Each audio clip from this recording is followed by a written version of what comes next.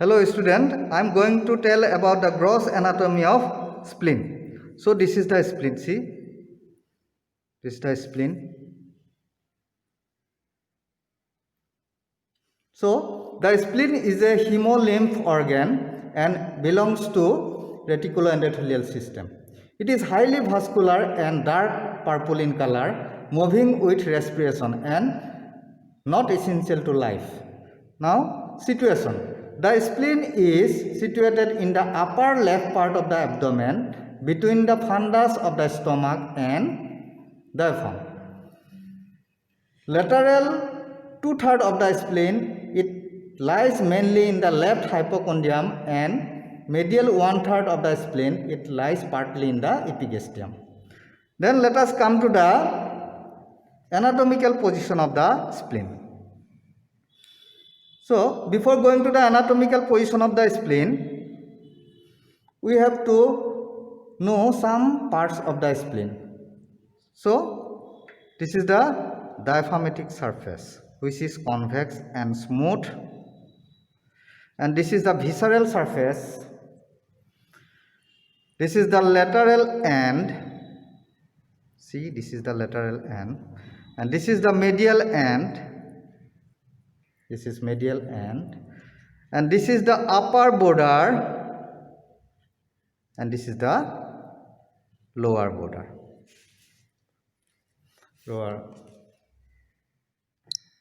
First, we have to identify the diaphragmatic surface. This is the diaphragmatic surface. See, this is convex and smooth, directed upwards, backwards and to the left. So directed upward, backward and to the left, like that. So directed upward, backward and to the left.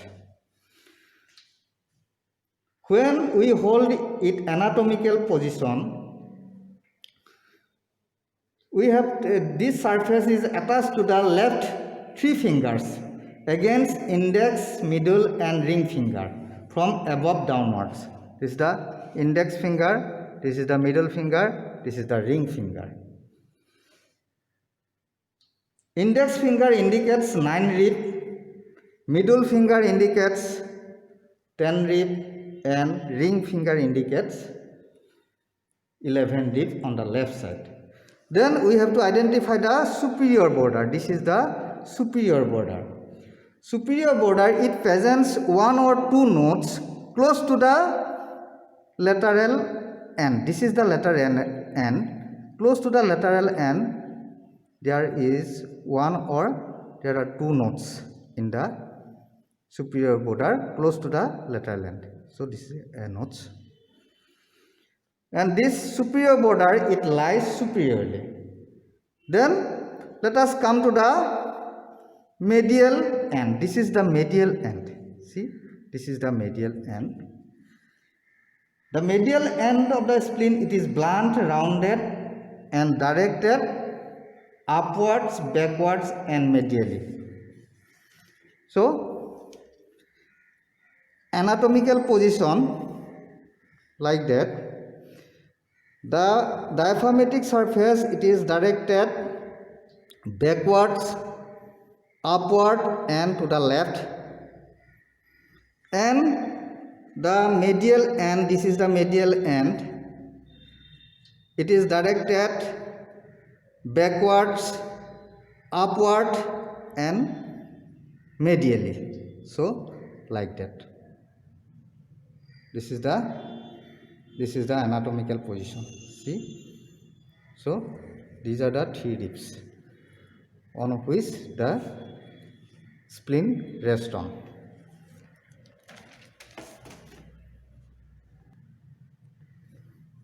Now, axis of spleen. The axis of the spleen is oblique and directed downward, forward and laterally. So axis of the spleen, it is oblique and directed downward, this is forward and to the laterally. and coinciding with the 10 rib. So I have already told that the middle finger, it indicates the 10 rib on the left side. So the axis of the spleen, it coinciding with the left 10 rib. Then shape of the spleen. The shape of the spleen, it is flattened oblong in form. When the colic impression is prominent, it is tetrahedral. If the colic impression is absent, it resembles the segment of an orange. Then let us come to the measurement. Average length is 12 centimeter or 5 inches. Breadth is 7 centimeter or 3 inches. Thickness 3 centimeter or 1 inch. Weight is 150 grams or 7 ounces. Then Harris dictum of odd number on spleen. These are 1, 3, 5, 7, 9, 11. 1 means 1 inch thickness, 3 inch breadth, 5 inch length, 7 ounce weight. 9 to 11 ribs of the left side against which the spleen rests. Only one even number, that is 10, is to be remembered because left 10 rib coincide with the axis of spleen. Then size of the spleen diminishes in some situation in health, like in starvation, in old age, after severe exercise, and after severe hemorrhage. And there are some situations in which size of the spleen increases in health during ingestion of food in well-fed person. Then let us come to the presenting parts of the spleen. It has two ends. This is the medial end. See, this is the medial end, or it is also known as posterior extremity. And this is the lateral end. It is also known as anterior extremity. Two surface. This is the diaphragmatic surface, and this is the visceral surface. Two border. This is the superior border, and this is the inferior border. Two angle. This is the anterior basal angle. This is the posterior basal angle. Let us first come to the medial end. This is the medial end. See, this is medial end. It is blunt and rounded, directed upwards, backwards, and medially towards the vertebral column. So, in anatomical position, this directed backward, upward, and medially towards the vertebral column. So this is the medial end. Then lateral end. So this is the lateral end. See, this is the lateral end. It is broad and represented by a border. It is broad and represented by a border. See, which extends between the superior and inferior border. This is the superior border, this is the inferior border. So the lateral end, it extends from the superior border to the inferior border. And the lateral end, it is directed downward, forward, and to the left. So in an anatomical position, it is directed downward, forward, and to the left. Then let us come to the diaphragmatic surface. So this is the diaphragmatic surface. See, this is the diaphragmatic surface. It is smooth and convex, directed upwards, backwards, and to the left. So in anatomical position, see, anatomical position. This surface is directed upward, backward, and to the left. This surface is related to the diaphragm, which separates the spleen from the costodiaphragmatic recess of pleura, lung, and 9, 10, and 11 ribs on the left side. Then visceral surface. This is the visceral surface. See,